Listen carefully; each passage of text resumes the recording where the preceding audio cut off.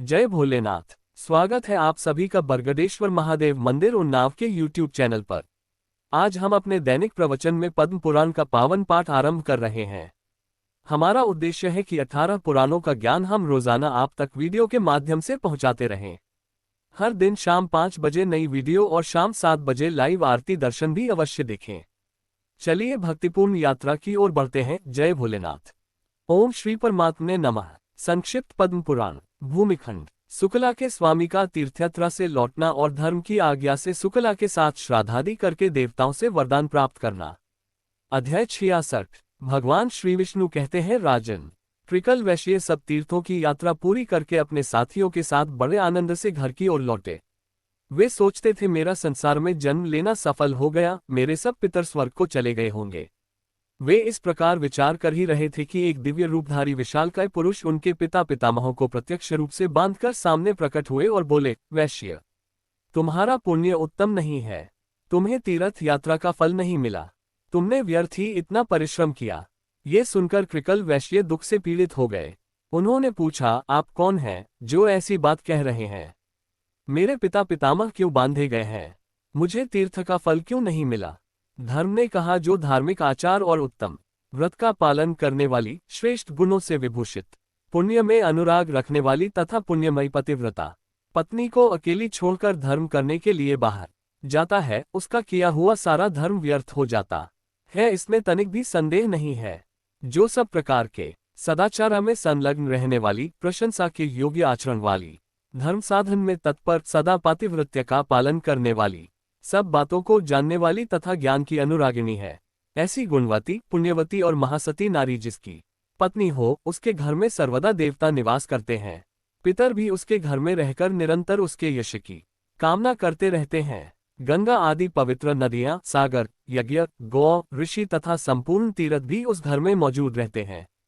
पुण्यमयी पत्नी के सहयोग से गृहस्थ धर्म का पालन अच्छे ढंग से होता है। इस भूमंडल में गृहस्थ धर्म से बढ़कर दूसरा कोई धर्म नहीं है।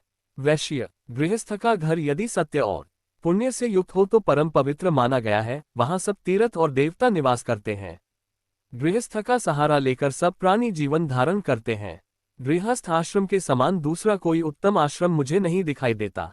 जिसके घर में साध्वी स्त्री होती है, उसके यहाँ मंत्र, अग्निहोत्र, संपूर्ण देवता, सनातन धर्म तथा दान एवं आचार सब मौजूद रहते हैं।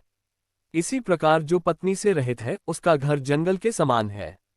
वहां किए हुए यज्ञ तथा भांति भांति के दान सिद्धिदायक नहीं होते।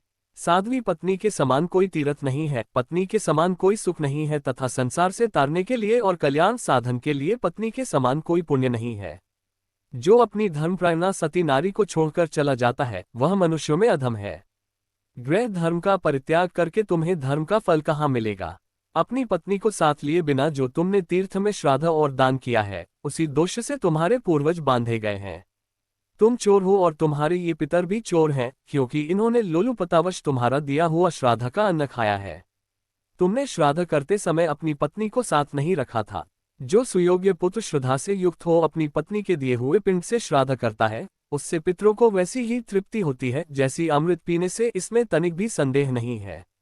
पत्नी ही गार्हस्थ्य धर्म की स्वामिनी है, उसके बिना ही जो तुमने शुभ कर्मों का अनुष्ठान किया है, ये स्पष्ट ही तुम्हारी चोरी है। जब पत्नी अपने हाथ से अन्न तैयार करके देती है तो वह अमृत के समान मधुर होता है।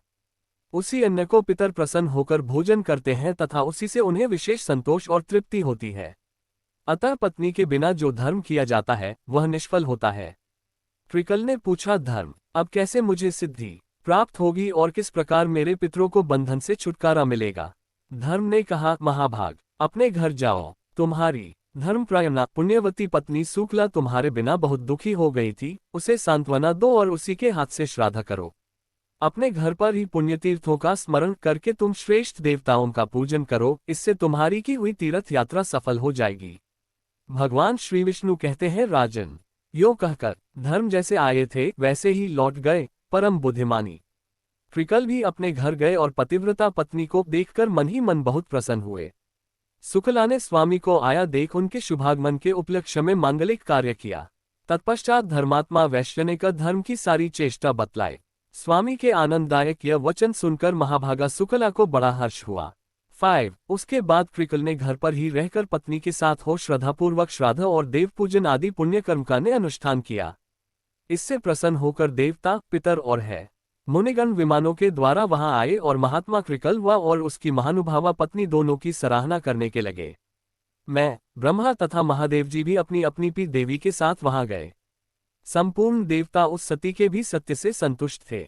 सबने उन दोनों पति पत्नी से है कहा, सुव्रत, तुम्हारा कल्याण हो, तुम अपनी पली के साथ वर मांगो। कृकल ने पूछा, देवव्रो, मेरे किस पुण्य और के तप के प्रसंग से पत्नी सहित मुझे वर देने को आप लोग कर पधारे हैं। इंद्र ने कहा, यह महाभागा शुक्ला सती है। इसके सत्य से संतुष्ट होकर हम लोग तुम्हें वर देना चाहते हैं। ये कहकर इंद्र ने उसके सतीत्व की परीक्षा का सारा वृतांत थोड़े में कह सुनाया। उसके सदाचार का महात्म्य सुनकर उसके स्वामी को बड़ी प्रसन्नता हुई। हर्षोल्लास से कृकल के नेत्र डबडबा आए। धर्मात्मा वैश्य ने पत्नी के साथ समस्त देवताओं को बारंबार साष्टांग प्रणाम किया और कहा, महाभाग देवगण, आप सब लोग प्रसन्न हो। तीनों सनातन देवता ब्रह्मा, विष्णु तथा शिव हम पर संतुष्ट हो तथा अन्य जो पुण्यात्मा ऋषि मुझ पर कृपा करके यहाँ पधारे हैं, वे भी प्रसन्नता प्राप्त करें। मैं सदा की भक्ति करता रहूं। आप लोगों की कृपा से धर्म तथा सत्य में मेरा निरंतर अनुराग बना रहे। तत्पश्चात अंत में पत्नी और पितर के साथ मैं भगवान श्री विष्णु के धाम में जाना चाहता हूँ। देवता बोले, महाभाग एवमस्तु, ये सब कुछ तुम्हें प्राप्त होगा। भगवान श्री विष्णु ने कहा, राजन। ये कहकर देवताओं ने उन दोनों पति पत्नी के ऊपर फूलों की वर्षा की तथा ललित, मधुर और पवित्र संगीत सुनाया। वर देकर वे उस पतिव्रता की स्तुति करते हुए अपने अपने लोक को चले गए। इस परम उत्तम और पवित्र उपाख्यान को मैंने पूर्ण रूप से तुम्हें सुना दिया। राजन, जो मनुष्य इसे सुनता है वह सब पापों से मुक्त हो जाता है। स्त्रीमात्र को सुकला का उपाख्यान श्रद्धापूर्वक सुनना चाहिए। इसके श्रवण से वह सौभाग्य, सतीत्व तथा पुत्र पौत्रों से युक्त होती है। इतना ही नहीं, पति के साथ सुखी रहकर वह निरंतर आनंद का अनुभव करती है। कृपया चैनल को लाइक, शेयर और सब्सक्राइब अवश्य करें। शाम 7 बजे लाइव आरती दर्शन में जरूर जुड़ें। फिर मिलेंगे कल शाम 5 बजे एक नए अध्याय के साथ। जय भोलेनाथ।